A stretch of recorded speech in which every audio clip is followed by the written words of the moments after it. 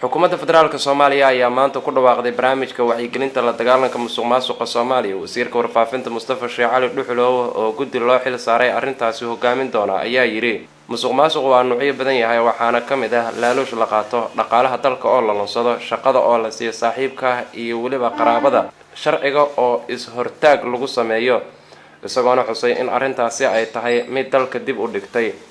wasiirka ayaa ku dhawaaqay in isagu uu hogaamin doono wacyigelinta la dagaalanka musuqmaasuq, isagoona xusay in arrintaasi ay tahay mid uu si shakhsiga u danaynayo in wadanka laga joojiyo musuqmaasuqa. wacyigelinta ayuu sheegay wasiirku in loo adeegsan doono miidiyaha, isagoona intaa ku daray in barnaamijkan lagula dagaalamayo musuqmaasuqa ay ka mid noqon doonaan wacyigelin si toos ah dadweynaha loo siin doono marka ay la kulmaan musuqmaasuq iyo waliba waxyaabo la mid ah. Mustafa Sheekh Cali Dhuxulow wasiirka warfaafinta ayaa hadalkiisa ku soo afmeeray in dowladda federaalka Soomaaliya ay ka go'an tahay soo afjaridda musuqmaasuqa dalka ka jira, isagoona sheegay in arrintaasi ay tahay mid dalka ku kaliftay in adduun weynuhu uu ka aamin baxo. barnaamijkan rabnaa ku dhawaaqno wuxuu noqon doonaa barnaamij runtii ku cusub dadka Soomaalida, laakiin aan aaminsanahay inuu yahay barnaamij weyn oo ay hadda ka hor in lagu dhawaaqo. waxaan aaminsanahay sida aan ugu talagalnay haddii uu ku socdo miidiyaha iyo shacabka Soomaaliyeed ay qaybtooda ka qaataan inuu hirgeli doono. barnaamijkan waa sida ay dowladda Soomaaliya ugu go'an tahay la dagaalanka waxa loo yaqaan musuqmaasuq.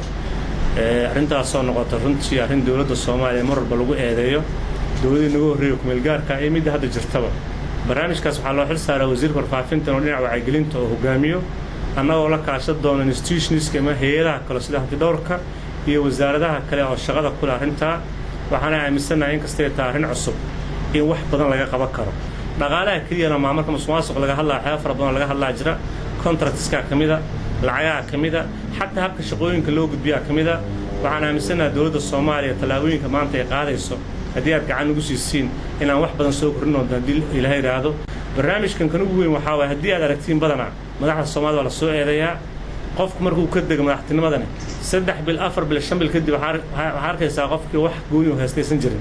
waxaad moodaa marka inay informationku inuu aad iyo aad u qaldan yahay. musuqmaasuqa ka jira dalka ayaa ah mid meel sare maraya, iyadoona mararka qaar ay jiraan eedeymo loo soo jeediyay madaxda dalka oo ku aadan in iyagu ay ku leeyihiin musuqmaasuqa dalka ka jira. xasan kaaf cabdiraxmaan, telefishinka Somsat, Muqdisho.